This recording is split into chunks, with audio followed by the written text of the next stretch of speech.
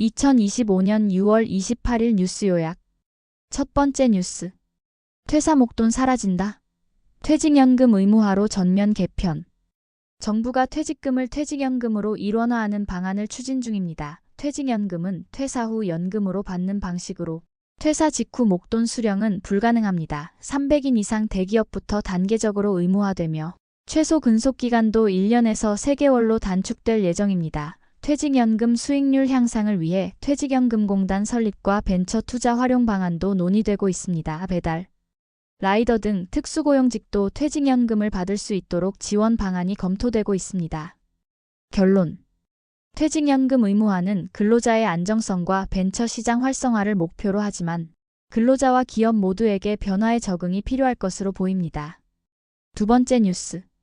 신혼부부 예비부모 울리는 대출 규제 집값 불쏘시개 논란. 정부가 6월 27일 가계부채 점검회의에서 고강도 대출 규제 강화 방안을 발표. 디딤돌 버팀목 대출 한도 축소. 신혼부부 디딤돌 대출 4억에서 3억 2천, 신생아 특례 대출 5억에서 4억으로. 버팀목 대출도 청년 신혼부부 대상 한도 줄어들어 서민 주거 안정에 혼란 예상. 정책 대출이 집값 상승의 주범으로 지적되며 공급 총량 25% 감축 결정하지만 예비 부모들 사이에선 저출생 대책과 모순된다는 비판 여론 확산. 결론. 서민 주거 안정과 출산율 제고라는 두 가지 목표 사이에서 갈등하는 정책, 효과와 부작용 주목해야. 세 번째 뉴스. 킥보드 초등생 경찰서 데려간 50대, 아동학대로 벌금 800만 원. 광주의 한 도로에서 초등학생이 킥보드를 타고 중앙선을 넘는 위험한 상황 발생.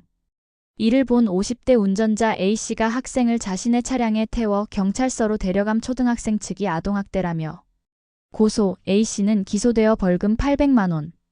선고. 재판부는 학생을 차량에 강제로 태운 고의성을 인정. A씨는 훈육 목적이었다고 주장했지만 받아들여지지 않음. 결론. 교통사고를 막기 위해 한 행동이 오히려 아동학대로 인정받아 벌금형으로 이어졌습니다. 네 번째 뉴스. 윤석열 전 대통령 체포방해 혐의 집중조사 후 국무회의 관련 신문 예정. 윤석열 전 대통령 28일 오전 특검 조사 참여 진술거부권 행사 없이 체포방해 혐의에 적극 응답. 경찰청 중대범죄수사과장이 포함된 조사팀과 변호인단 동행. 체포방해 혐의 조사 마무리 후 국무회의 계엄 해제 의결 관련 추가 신문 예고. 향후 조사 결과 중대 혐의에 대한 법적 판단에 큰 영향 줄 전망. 결론. 윤 전 대통령의 조사 협조가 이어지는 가운데 특검의 최종 판단과 후속 조치에 귀추가 주목됩니다.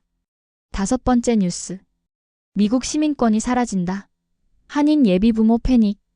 연방대법원 판결로 출생시민권 폐지 행정명령이 일부 주에서 시행될 가능성이 열렸다. 22개 주와 워싱턴 DC는 가처분 결정을 통해 정책이 중단되지만 나머지 28개 주는 적용 대상이다. 조지아주 등 한인들이 많이 거주하는 지역에서는 미국 내 출생만으로 시민권을 받을 수 없게 될 가능성이 높다. 수정헌법 14조의 존재와 대법원의 최종 판단이 남아있어 혼란은 지속될 전망. 소송 결과에 따라 정책이 원래대로 돌아갈 가능성도 있다. 결론. 한인 예비부모들에게 큰 영향을 미칠 이번 정책은 미국 내 법적 혼란과 갈등을 더욱 심화시키고 있다. 여섯 번째.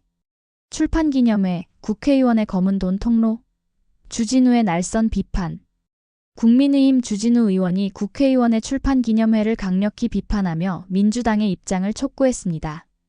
그는 출판기념회가 세금 회피와 현금 모금의 통로라며 국민 기만이라고 주장했습니다. 특히 김민석 국무총리 후보자를 겨냥해 출판기념회에서의 거액 모금 사례를 지적하며 당내 비판이 없는 현실을 꼬집었습니다. 주 의원은 자신은 출판기념회를 하지 않았다며 특권의식에 찌든 문화가 비정상이라고 강조했습니다.